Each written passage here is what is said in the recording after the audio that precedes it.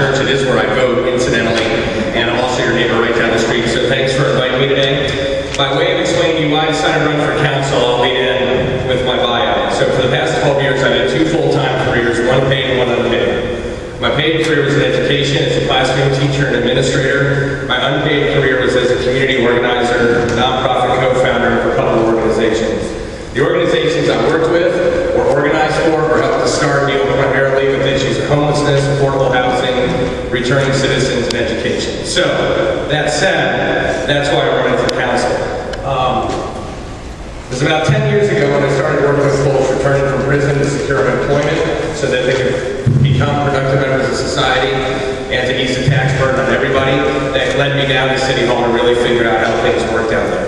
And looking at the city charter, how it was written, how it made things difficult for certain segments of our population is what really got me interested in running. So that's why I'm here now.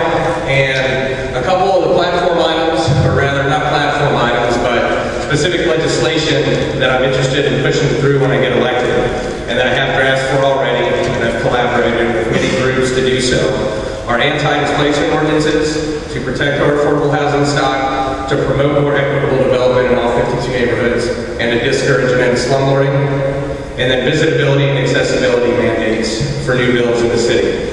Which is interesting for us because as a city, we cannot supersede Ohio regulations, but we can offer incentives to builds.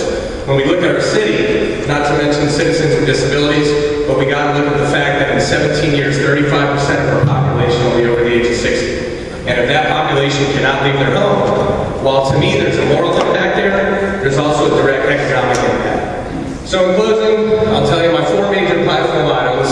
1, balancing the budget through fiscal responsibility and using economic and moral initiatives. 2, serving as a voice for the voiceless and empowering all 52 neighborhoods and all the residents.